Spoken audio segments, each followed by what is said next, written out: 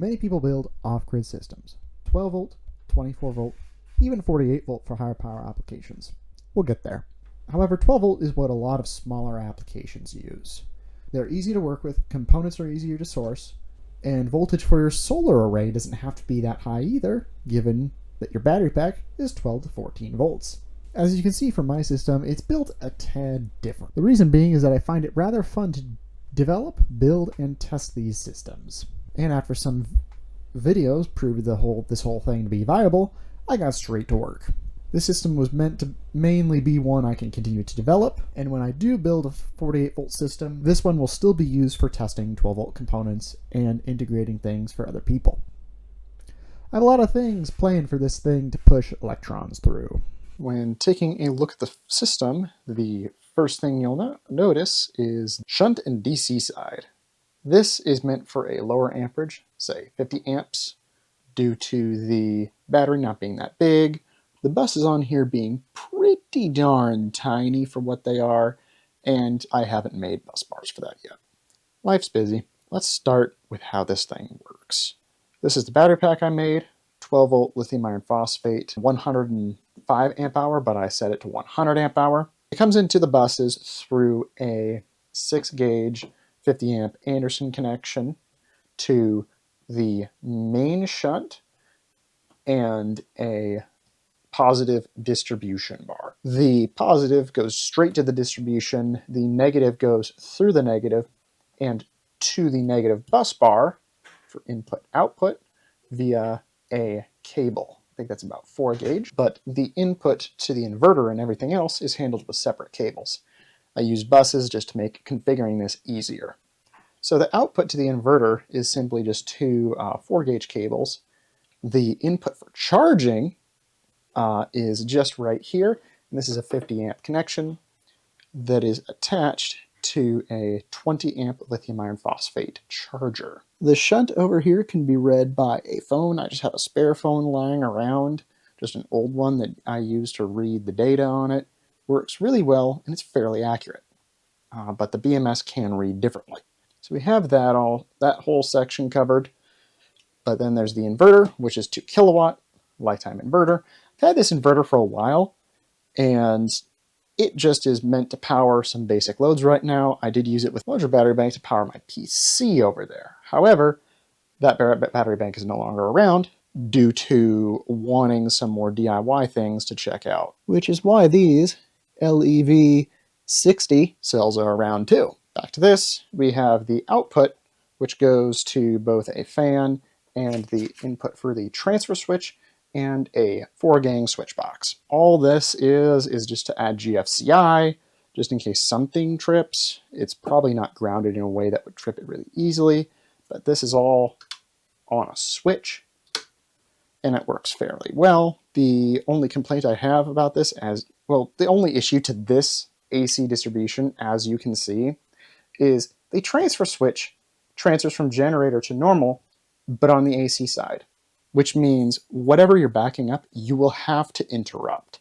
So the eventual goal is to take this off, leave this as the AC distribution, and put on one of the distribution boxes Will Prowse was looking at, and add this to the back where the DC is, so that when you have the charge controller, or when you have the charger charging, you can choose to run it off of the line going from the wall, or you can switch it over to generator and plug in an extension cord via the generator.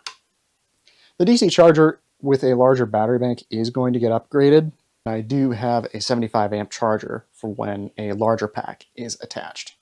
But for right now, I am going to continue fooling around with simple 12 volt batteries for a few projects I have. Of course, the whole idea with this is to just power the loads I had in my house, such as my PC. But obviously, putting the PC on with everything else would basically mean you're at the capacity of, for example, those Anderson connectors right there, which at 50 amps, you're talking about 600 watts max, which the PC would use 80% of under load. So that was the whole idea of this, to have an experimentation rig that would enable me to fool around with things and test things and develop things. The Another issue that I have is that the inverter, personally, I love it. It just doesn't have AC terminals. If you don't need that, the 2 ports here that are included are fine. It is a 2 kilowatt output inverter, so I don't know why they didn't include more. They do on the newer model, so there will be an affiliate link to that, which the newer model is the exact same, just a different shell. So 2 kilowatt continuous output, 4 kilowatt surge, which is really useful for starting up an AC. But for right now, this is basically just my home utility system when I do all my work. Eventually, this is going to evolve into a few other things, but for right now, it's pretty good, and it'll help me in a storm. All I have to do is package the batteries up in a better package, make sure they're usable, have ports on the outside, that sort of thing. I love it. The only thing I do want to add is a DC distribution block over here. That way I can put some 1500 lumen lights on that are 7.5 watts each, and I can put them on the ceiling. That way I don't have to use the inverter with obscenely low power equipment in an outage to run anything else. Basically, so I don't incur the inverter's efficiencies when just running lighting, which will be cool. As you can see here, this is the system as it stands. Pretty simple, with a transfer switch kind of where it doesn't need to be. The AC source comes in, supplies a 20 amp charger to charge all the rest of the devices, and to also pair up with the DC buses. So overall, it's really simple right now. As you can see, there's some shortfalls here. In order to use anything, I have to turn on the inverter, which uses a bunch of electricity by itself to just turn on the inverter, like 4 watts to 7 watts. But honestly, it's not bad for standby consumption. My experiences with the inverter have been great. It's run like an induction stove. It's great. The setup needs to change, and that's what I'm going to show you next. This is the new and improved setup. The transfer switch gets thrown over from the AC side to the DC charging side, which I just acquired a 75 amp charger from Ames that also works, strangely enough, as a charge verter for 12 volt systems. This thing can take wild input ranges on the screen.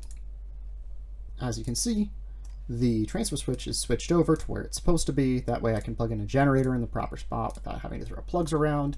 Everything comes over to the shunt. But on the bus side, there's also another negative bus for helping batteries get connected.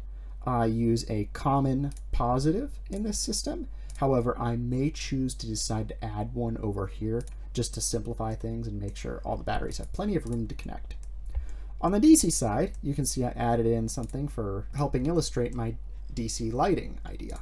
So total, 4 of these, which I have, are 30 watts, and a total output of 6,000 lumens altogether.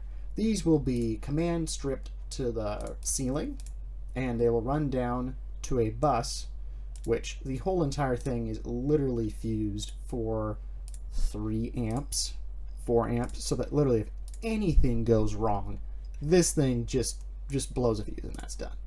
Comes down, so this whole DC side comes from the DC buses, comes over, fuse block, goes into a control panel with probably 2 light switches. I might add one in just to control 2 separate strings of lights. That way it goes into a bus which powers all of the lights. And that just improves things by enabling me to run lights without having to run the inverter.